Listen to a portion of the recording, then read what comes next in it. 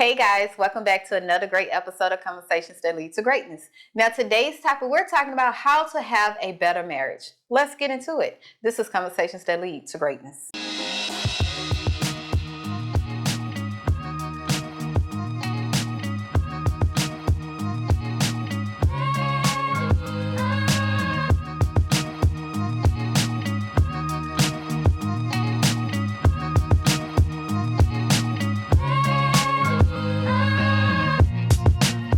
My name is Akeisha Smith. And I'm Lester Smith. And welcome back to our podcast where we educate, motivate, and inspire you to break free of your limiting mindsets in marriage, faith, and finance that hinders your ability to create the life you desire. Now, today is a marriage topic, and we're discussing how to have a better marriage. We're not just saying great, right? Because greatness takes time.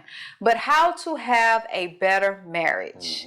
And, if you don't know, let's discuss who we are. Okay. How long we been married, Poppy? I don't know.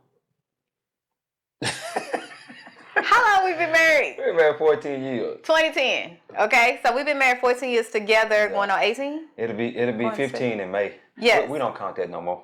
Okay. We married. I still count it. People can't stay married 14 days or 14 months. So we just gonna count the 14 years. They can.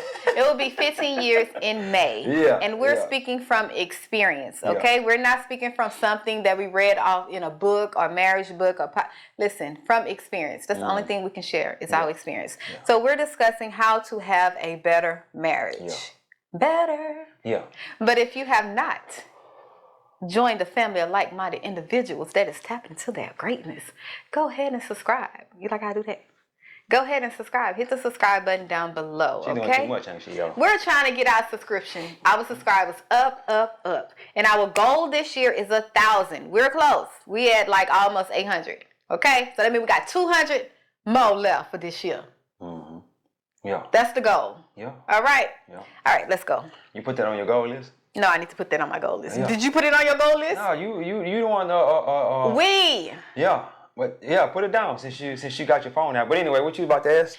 How to have a better marriage. What is one of the number one tip or one thing we can say that will help this person that is watching this video right now understand that you do this one thing, your marriage will become better?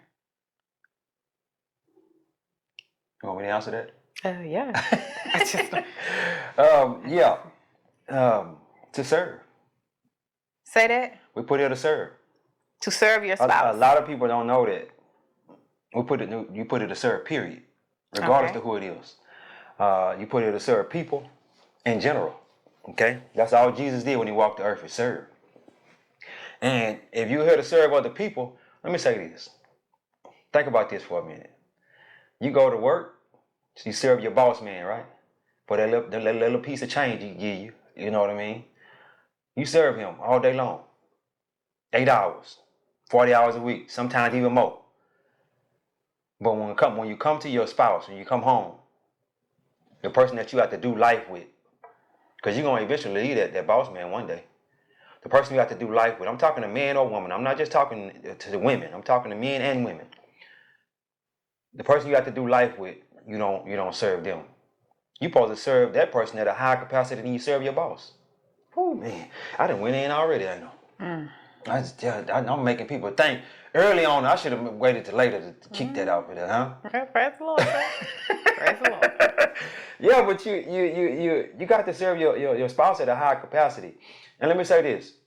You say, what if I put all my time into serving this person and they don't serve me back? You doing it for God. You're not doing it for them. Yeah. You're doing it for God. You got to look at. Just imagine Christ is sitting right there on his shoulder. You wouldn't be harmful well, some people would. You wouldn't be, I ain't going to say you wouldn't be, because some people are. They be disobedient to God all the time. But let me say this. If you're a follower of Christ, you don't be disobedient to God. You want to please him in every kind of way. So why not be pleasing to your spouse, your kids, your family members, but mainly your spouse, though. Because you have to live with this person for the rest of your life. Go ahead. Yeah. And when we talk about serving, I want to talk about serving in the sense of having a better marriage is you are helping the other person meet their needs, right? You are being that helpmate. right? We already know for the Bible, women help me, right? And then the spouse, right? Yeah. But you're actually putting them before you. Yeah. Right. And I kind of got to say it in this sense because I realize that we have so many people get their idea of what marriage is from unhappily married people, right? And you got to explain what you mean by that. Celebrities, other people that they see on a daily basis that they think are happy, but they're not really happy. you have so many people is sharing their opinion and they either divorced or unhappy. Yeah. So therefore the information that they give is going to be stereotyped. Yeah. It's going to be, what I'm saying, catered towards that because they never experienced a happy, successful marriage, right? So we have to understand that first and foremost, marriage is a God thing. It's not a culture thing. It's not a world thing. Marriage is a God thing. And that's where we're coming from, is from God. Yeah. So first step, if you want to build a marriage, understand that marriage is a God thing. It is a God covenant. And he want us to serve each other. And when you serve your spouse, you're not serving from a place of, well, if you serve me, I'm going to serve you. I'm serving because I want to see the best in you. I want to bring out the best in you. I'm serving because I love you and I love God and God commanded me to do this, right? So it doesn't matter if my spouse is serving me back the same energy that I'm serving him. All I know is I'm doing my part. I'm being the wife that God called and told me to be. I'm being the husband that God called and told, you saying, you to be. So it's when you think about marriage, it's all about serving. And what does it mean to serve? It's putting yourself aside and you taking on their feelings. Hey, what can I do for you today? How can I make your load better? How can I make your load lighter? Yeah, carry this burden. Like how can I help you in a sense? So yeah, that's what we have to understand when we're talking about serving. It's not you just bowing down and just letting somebody walk over you. Well, that's a slave. Well, a lot of people that's what they think about when you say serve. They think of a slave. Yeah, that's what they think of. And if you looking at your marriage like that, you're gonna always be behind. Basically, what I'm trying to say. You got to just put all the pride aside. Put all your pride aside. That's something that a lot of people can't do. Put their pride aside and say, God gave me this person to serve. Let me say this. If we all knew that, we took the time to really do a deep dive into that, I think, I ain't gonna say I think, I know a whole lot more marriages will last a whole lot longer. 50% of marriages end in divorce. That's high, man. So when you get married, you got a 50%, you got this in your back of your mind. I got a 50% chance I'm gonna make it with this person. 50%. So, like, bro, that's a big number, huh? No, keep going. I just thought of something. Yeah, but as I think about that, but if we all going there to serve, it would be at a higher percentage of marriages that last. I would say even 90%. Some people just gonna get divorced because they just want a divorce, or they just want to be with somebody else. They feel like they was with the wrong person, But I would say a very high percentage, 85 to 90% of marriages would stay together if you go in with the capacity to just serve each other. Or you go in knowing that the only way out is through death. Let's be real here. The only way out is through death. If you go with this, you're not even with that kind of concept of that mind frame. You're not even saying, okay, man, I'm gonna end up in divorce if this don't happen. Divorce is furthest from your mind, right? Because that's become the last option. You're gonna try everything else before you become, get to that option of, okay, this ain't for me. That's divorce, right?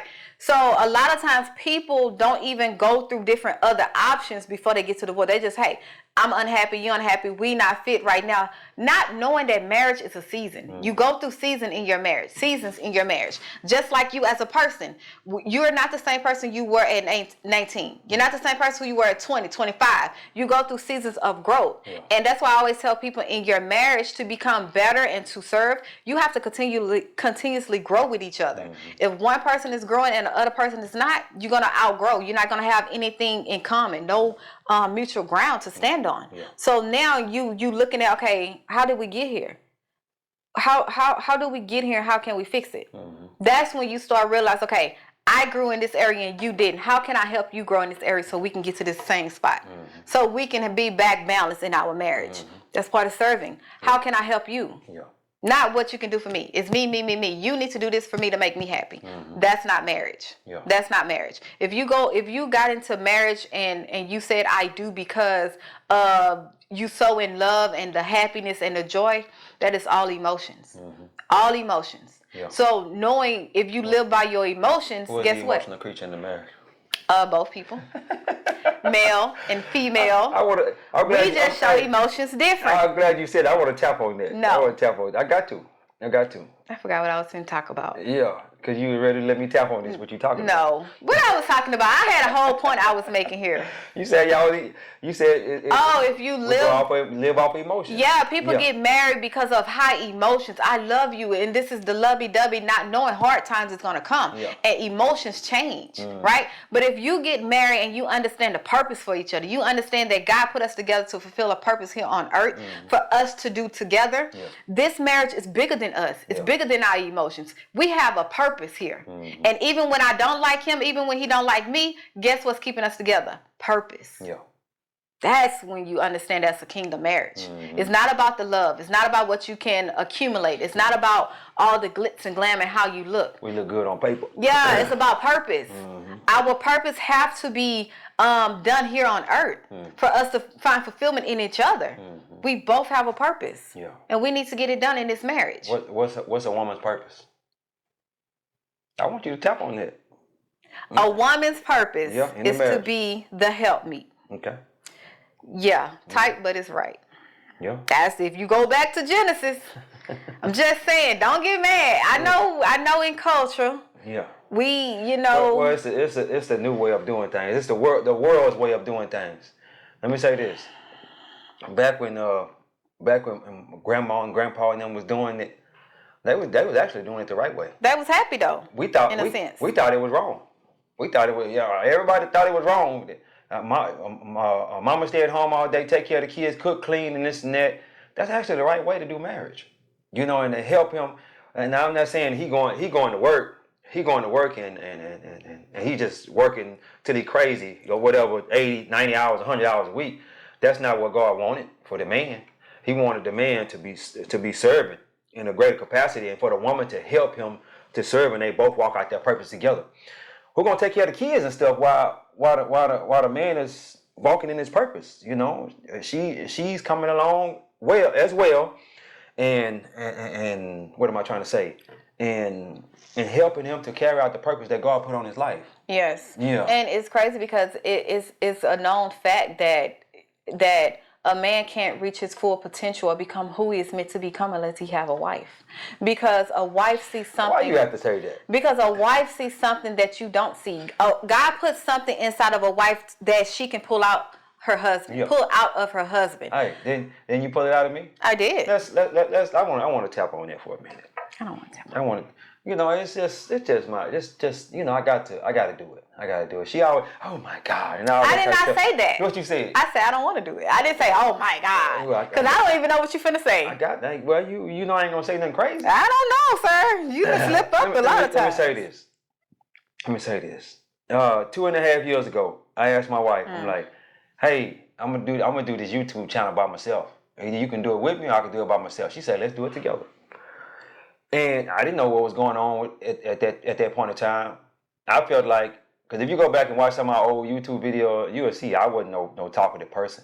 I can go once I get in front of this. And it's something that she pulled out of me that God helped her to pull out of me. He helped her to do that. And as I sit back and I think about that, I needed her. I needed her to help catapult me into my greatness. It's not only her, a friend of mine as well. My boy Willis Dixon. Shout out to you, Willis, if you're looking at it. But both of them, they helped me to move into what God had for me, into my purpose. And my purpose is to help. I have a mentorship, and it's like 16 people in there as of right now. And what I'm doing, I'm helping them shape themselves into being better people. My purpose is to help people do better, be better, and have better. Mm-hmm. That's my purpose in life. So. And I couldn't walk in there because I was in a state of not believing in myself. Not believing in myself, everything was already inside of me. Mm-hmm. Everything was already inside of me, but she had to help me to pull it out. She had to help me to pull it out.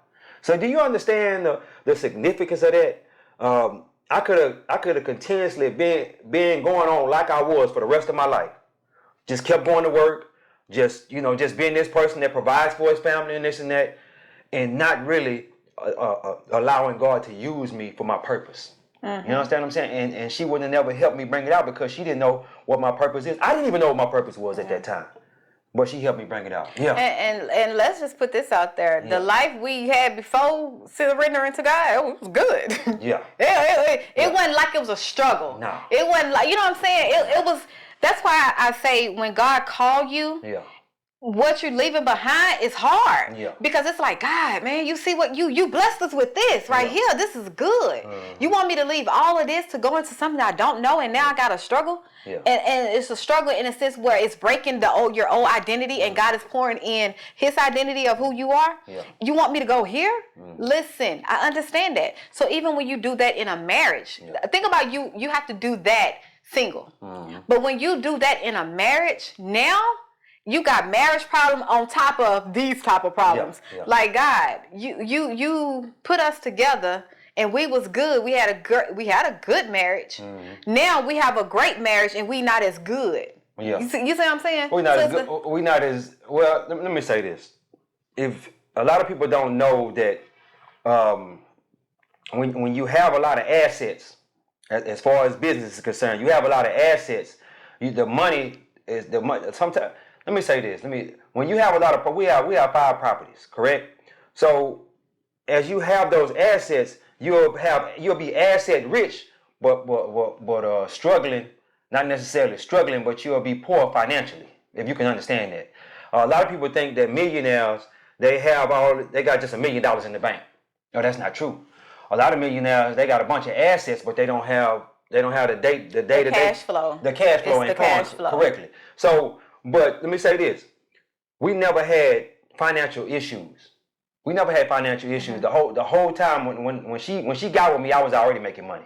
Money. I was already making money, so we never had financial issues. Now what we did do, we would cut back on certain things so that way we can pay stuff off.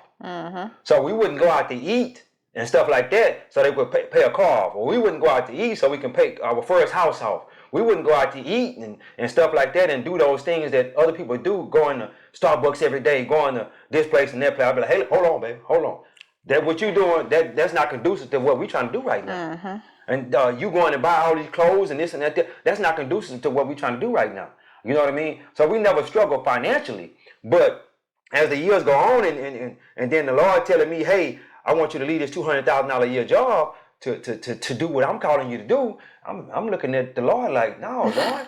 You can't use me right now. Like, can I keep it and then I still do? Yeah, I need you to use me where I'm at right now. Let me keep making this. Let me keep making this $200,000 a year, but use me right now. You're like, no, I need you to step out. I need you to believe in who I'm calling you to be, and you can't do that working at this job. Because those are 2 different people. Yeah. Listen, I just had a whole little thing I ain't posted yet. But listen, when God called you to something, it is not for you to look at what you're losing. You're looking at what you're gaining because he's breaking you. He's teaching you how to understand and trust in him being Jehovah Jireh, right? The Lord that he will provide. So sometimes God is not going to provide long out. He's going to provide for you moment by moment until you build that faith and trust up and knowing that, hey, God, I don't see a way. I don't know what you're going to do, but I still trust and believe you're going to make a way. So as you go to different levels, your faith have to be tested as who he is as a provider. Who is Jehovah Jireh? Like who we know Jehovah Jireh in the hood, we just know he going to pay this light bill. We going, it's this little chumps change. But the more you grow, the more you get, the more money you make and the more, things you accumulate, that's a different level of who he's going to provide for. That's a different level of seeing, okay, God, I see what you're doing right here. This is $20,000 got to come in this month. You called me out. Like you told me to leave. You told me. What you gonna do? Like I'm doing what you told me to do. So now it's like, okay, I'm trusting you with big amounts, not just this light bill, not just this $100 food. I'm trusting you with $20, $30 a month bills that we got to pay. That's a different level of knowing God as a provider. Yeah. So that's why he couldn't use you, because I'm going to do it in my own strength. Yeah. God, I got $30,000 I need to be paid. Let me go work. Let me go bring that in. Yeah. But God is like, no, I need you to trust me. I need you to understand that when I do something, it's not in your own strength. It's only me who did it. That's a different fight. Yeah. Go ahead. I don't know. Yeah, man. That's just the way it is. That's a different fight. I remember since I've been retired 2.5 years ago, I remember sometimes they'll have $40,000 months. Sometimes it'll be $2,000. Hey, that's a big jump. Listen, a big jump. So just think about that. You got $40,000 months coming in, and then sometimes you get $2,000 months. You like, God. You like, what's going on here? Like, God, you could break that down so it could be a constant flow for each month. Yeah. So when you have them $40,000 months, you got to hold a little money back. So that way, when you have them $2,000 months, so you can't just be out here just balling. Yeah. Because you don't know where your next. Let me say this: anybody who is in entrepreneurship and that has businesses and stuff like that, you don't know where your next dollar come from. Your next dollar coming from a person. You don't know what person gonna bring you the money. You just know it's coming. And you usually got to constantly keep depending on God that money. Hey God, thank you that money. A lot of times, you just don't realize how many people that you've helped by going into a store and buying something. The man in the store might have been just praying for a customer just to come through that day. We praying on a regular basis. Lord, send somebody to help. Send somebody to book our Airbnbs. Lord, send somebody to book our car on Turo. Lord, send somebody to buy this stuff that I got for sale on eBay. Just stuff like that. And as you keep praying that he sent out, and my wife would say, man, somebody just booked the Airbnb for a week. I say, yeah, Lord, answer my prayers. She said, you prayed for that? Yeah, I prayed that the Lord send us somebody that's gonna book the Airbnb for a week. She would say, somebody booked the Airbnb for a month. I say, well, Lord, answer my prayers. She said, you prayed? The Lord sent me somebody that's gonna book the Airbnb for a week to a month. And he did. I say, it's somebody out there that want to book this Airbnb for a month. You know it. Send them our way. And then they just come out the blue, and she say, yeah, somebody booked it. I'm like, yeah, praise the Lord. He answered our prayers, but it's hard. It's hard living like that. It's hard. Yeah. But we're gonna be walking our promised land, soon enough, and the money's just gonna be flowing like milk and honey. You know what I mean? But as of right now, we just, from day to day, and I'm okay with that. And the reason being is because I got a sense of certainty that I know everything's gonna be all right. Yes, and let's bring this back full circle. Yeah. Person going through this in their marriage, how can they make it better? By serving in this capacity, because I know I have a sense, I don't know 100% of what he's going through as a man and a provider, right? It's up to me to say, hey, babe, what can I do? Yeah. We're both at home working or whatever. What can I do? You need me to do this ebook. You need me to send this email. You need me to type this up, create this. What can I do? I'm now laying down what I want to do because I'm trying to make sure that he's good. I'm trying to make sure that the load is not becoming unbearable where his faith gets the wavering, where he feel like he can't do it or he feel insignificant, right? So it's like I'm putting what I want to do down for the betterment of our whole marriage. This is not about just us. This is about our bloodline, our children, what they're going to inherit. Like this is we have a purpose. Yeah. In our marriage. So when hard times come, when the emotions get the riling up, that time of the month, guess what? It's just a time. It's a season. It's just a season. I'm not saying when I'm mad at you, we ain't seeing eye to eye, I want a divorce. No. Our purpose is bigger than us. Yeah. It's bigger than us. And when you both know your purpose for your marriage, both of y'all can fight. It ain't just one person fighting. Both of y'all can fight the good fight. Yeah. Because it's a fight. Good fight. Even Paul said that. You got to fight the good fight of faith. Good fight of faith. The good fight. It ain't just finna like... And the good fight of faith is just staying positive the whole way through. Yep. That's, don't get negative. Just stay positive the whole way through and just keep fighting. He said in Philippians 4, verse 8, finally, brothers and sisters, whatever is true, whatever is noble, whatever is right, whatever is true, whatever is admirable. If anything is excellent or praiseworthy, think about these things. So as you're going through, stay positive. Keep that on your mind. And I memorized, over this last 2.5 years, I memorized so many scriptures.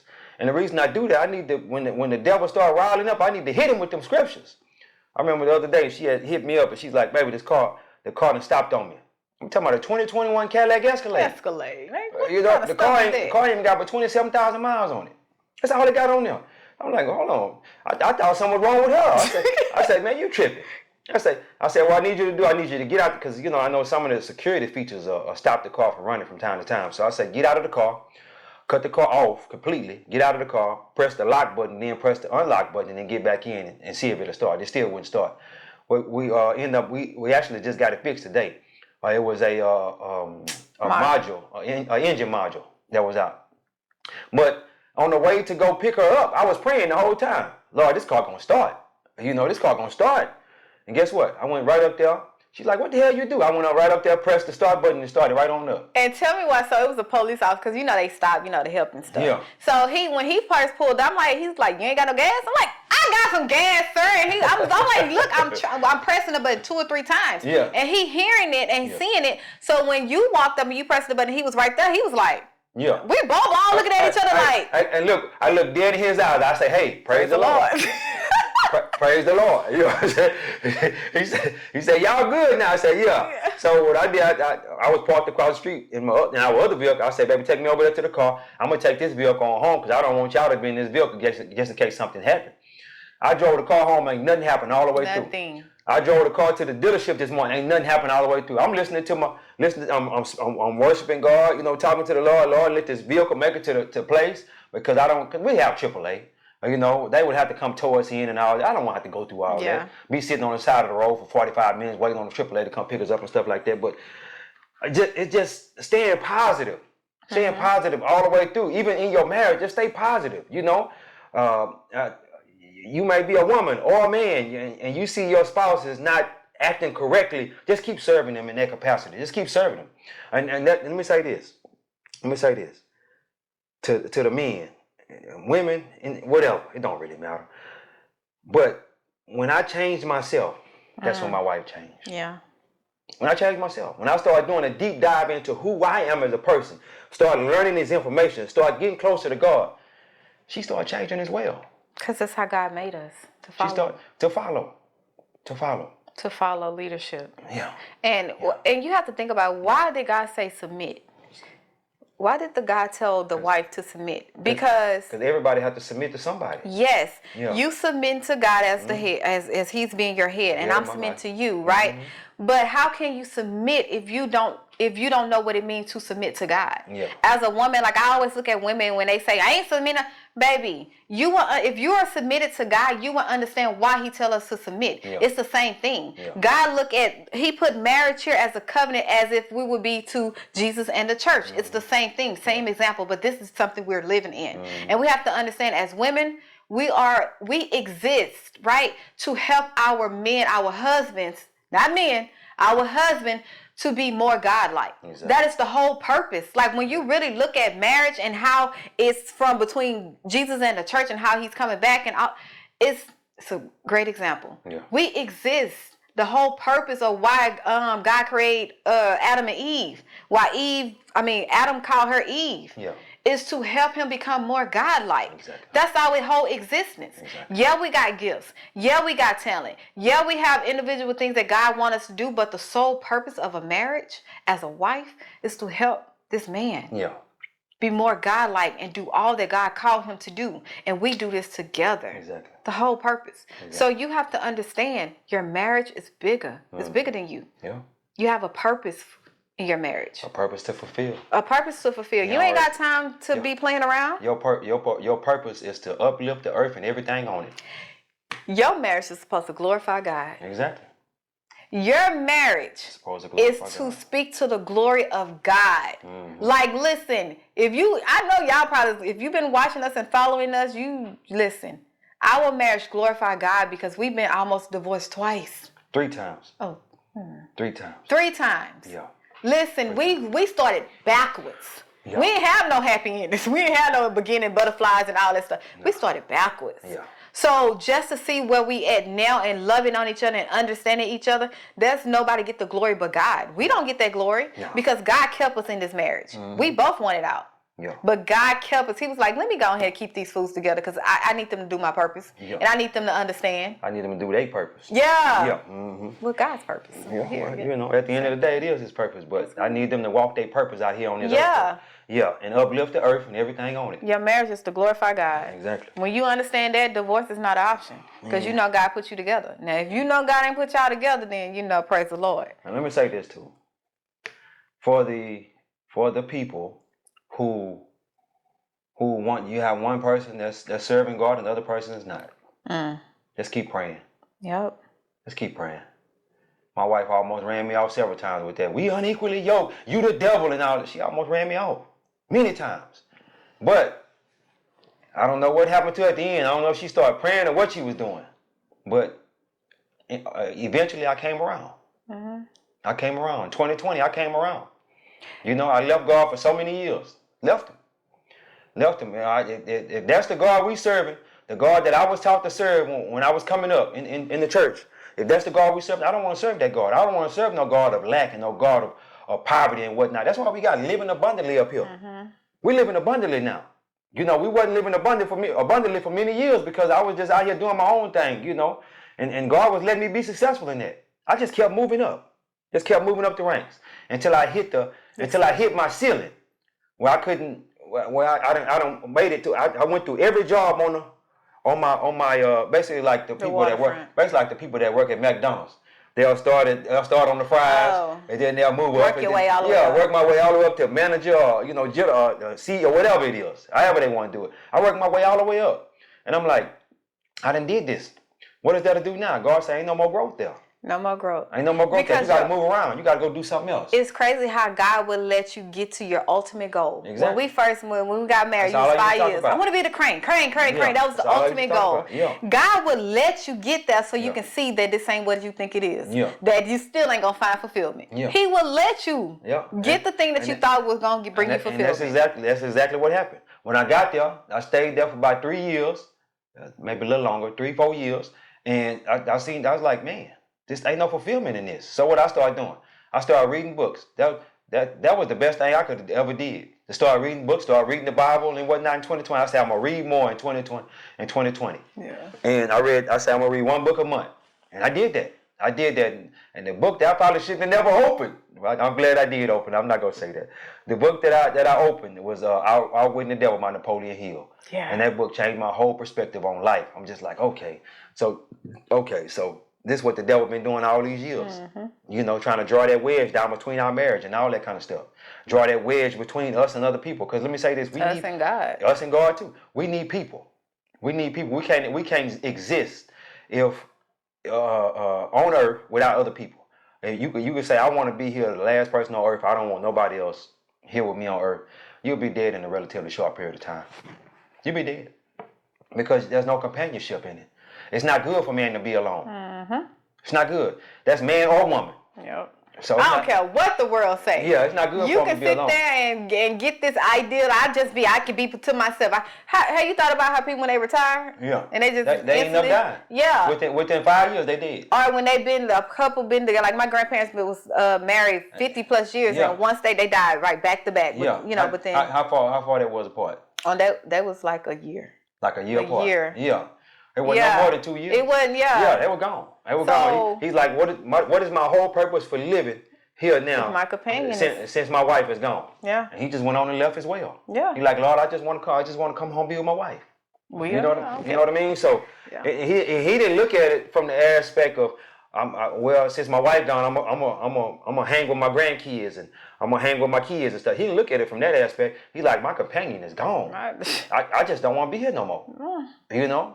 And start going through the whole motions of it. I just don't want to be here no more. So but it's not good for man to be alone. Whether it's you being with your spouse or you being with your kids or you just being with other people in general. I'm at my best self when I'm talking to other people, when I'm congregating with other people. When you're serving. Yeah. Servanthood. And that's why I know God wanted me to create that mentorship. What's that? One thing before we close out. Okay. Do you know that how can we say we're not supposed to serve when Jesus was the ultimate server? Exactly.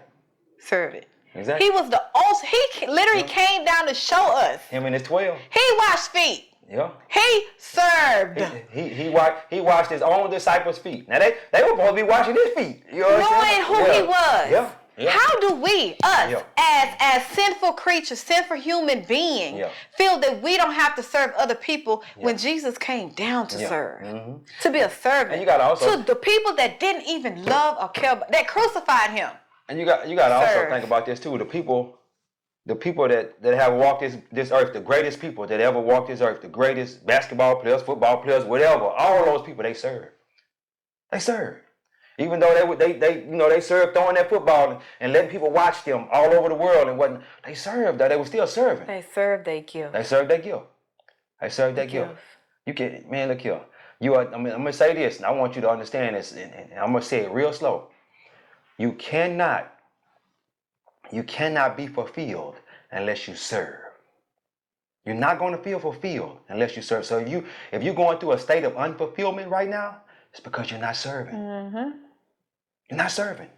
Whether it be your spouse. And let me say, I said this at the beginning.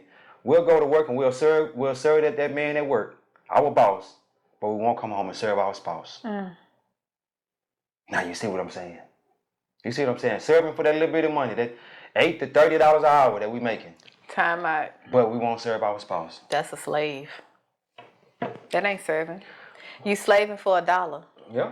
When you serve your spouse, there's a mutual understanding. Yeah. That I'm not gonna be perfect. Yeah. That I only can do what I can do right now. Exactly. But other things need to get done. Mm-hmm. But when you are a slave, you gotta do what needs to be done right now. Hey, somebody's over you, a boss. Yeah. So you slaving for $1. That ain't serving. Yeah. You think about it. And the crazy part about it, you'll let him lead. You let the boss man lead, but you won't let your husband lead. Mm. We could do all right, close that thing out. We could just keep going on this. I know we flipping some tables and whatnot, and you really don't like that. If we said something that what are you doing? If we said something, I literally forgot we was filming. If we said something that sparked your interest, and you want to go a little deeper into what we said, or if you just feel the opposite. Let us know. We like conversations. Yeah. We can agree to disagree, but we can still have a conversation. Yeah, we can have a conversation in the comments. Yeah. You know what I mean? Might lead to greatness. And also too, if you like what I've said, and you want to go a little bit more deeper into it and learn from a person that's been studying this for a long time, you can jump in the mentorship. Yeah. Jump on addicted the number 2greatness.com. Or she'll put it in the description, and we can start that mentorship. Or you can do a conference call. Consultation call. Consultation. Hey, all these links are gonna be in the bio. Yeah. I mean, in the description. Yeah, we can do a consultation, and we can see why you're struggling. Because and I'm almost willing to bet you're struggling because you're not serving. No serving. You're not serving your wife. You're not serving man. Your kids. Or you're not serving your kids. There's something there. That's the reason why. That's the reason why you say the kids? Because as a mother, you serve your kids. Exactly. As a father as well. But the mother serves more than the father do, because the father's out trying to make things happen. And all that stuff. Yeah. Mm-hmm. And we fell so short. That's why the world is the way it is, because we give them what they want. Yeah. Like, hey, this is like the gentle parenting and all that, when the Bible literally says how to raise your kids. Spare the rod, ruin the child. But we serve our kids. Yeah. We ain't a slave to our kids. Man, why you think serving is a slave? Man, you serving everybody, man. You serving everybody, regardless of what you think you are or not. You serving in some kind of way. You serving yourself. When you lay down every night and put your own desires. Yeah. Your flesh. You give into your flesh. Yeah. You serving yourself. Yeah. Yeah. It's against God's will. I know we stepped on some toes today, but I recommend that you look a little bit deeper into this. It's okay. Look a little bit deeper into it. Me personally, I don't care if I stepped on your toes or not. That's right. Because it's just what it is. I don't care. And the reason being is because Jesus didn't care. I want to be more like Christ. He said what he said, and he meant what he said, and that's what it was. He didn't play with it. He didn't play with it. I'm about my Father's business, and that's what I'm about. I'm about my Father's business, and I come here to serve. I only say what I come here to serve. Tell me to say, and only. My purpose in life is to help you do better, be better, and have better. If I'm not doing that, I'm not serving. Mm-hmm. I'm not feeling fulfilled. So I'm always, anytime I go somewhere, whether it be to the gym, grocery store, whatever. I remember she used to ask me, how you get all that out of that person? Just listening, just being a listening ear. That be told me so much in just 5 minutes. She's like, how you get all that out of them? Just listening. Some people just want you to listen. That's serving as well. They just want you to don't let them drop all they dirty laundry on you and trash. All that trash. Don't let them drop all that on you. Yeah, but help them with a solution to say, hey, this is how you can fix that problem. You know what I mean? Or something of that nature. But anyway, guys, we done went on a little bit too long. I guess you can never go on too long when you're talking about the Lord, huh? And talking about serving your spouse. We want your marriage to be better because our marriage is better. Mm-hmm. And we didn't realize what that was going to make our marriage better until we finally realized that we're supposed to serve each other. Yeah. Now that we're serving each other, our marriage is the best it ever been. What am I trying to say? The legs are open now. I told you always, and you just said in the beginning of this, I ain't gonna say nothing that out of line. Every time. All right, take us home, people. Got me choking, man. Take us home. Look here. Don't forget to like, share, and subscribe. That part. Don't forget to like, share, and subscribe. I got to say something funny because if I didn't, it wouldn't be me. I got to make you laugh. And all this seriousness, I got to be the beacon of light, to make you laugh. Beacon of laughter. And that as well. God is good. Yes. Life is good. When we look good, we feel good. We live a life for abundance. Peace. Deuces.